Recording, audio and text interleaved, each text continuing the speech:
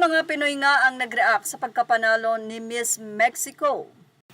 Tila kasi hindi kumbinsido ang ilan, especially ang mga Pinoy na tumutok sa Miss Universe na magwawagi si Miss Mexico. Anyway, ilang mga Pinoy ang nagbigay ng kanilang ranking sa nasabi nga pong pagkapanalo. Ang ilan ay sinasabi na in-expect pa nila na si Miss Venezuela daw ang mananalo at ang pang-fourth nila ay si Miss Mexico.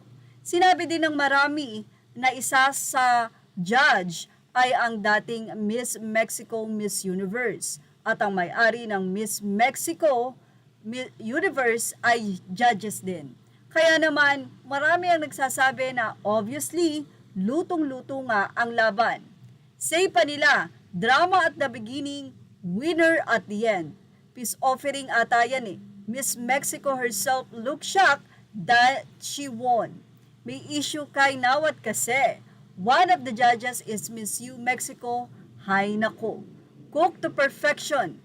Baligtad talaga, hahaha, si Cote dapat then Philippines or Veni. Yan po ang naging say ng mga netizen at ang ilan ay talaga namang I thought Cote is the Miss Universe. Reverse psychology yarn. I think we're all being pranked by Raul and Nawat. Cooking, the owner is owning. Well, reverse man uy, dapat awayin si Nawat para magka-corona, diba Miss Mexico? Congrats Mexico, pero gwapa jud ang Philippines, say pa ng isa. Well, should be between Cote d'Ivoire and Venezuela. Hahaha, napaka-obvious ng galawan, Raul at Nawat. Should be between Cote d'Ivoire and Venezuela nga daw, yan ang po ang kanilang sinasabi.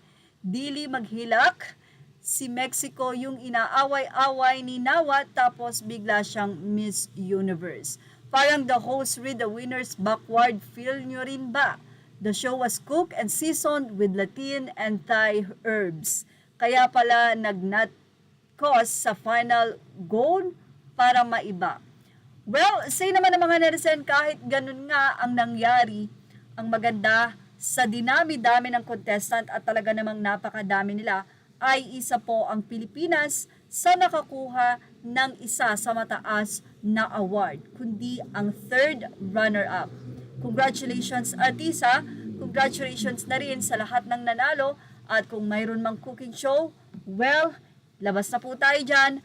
Ang maganda ay i-congratulate natin si Artisa bilang isang Pilipino ay talaga namang nakaka-proud dahil ginawa niya ang kanyang best at isa yon sa magiging proud Filipino ka talaga. At yun ang ating showbiz snob update.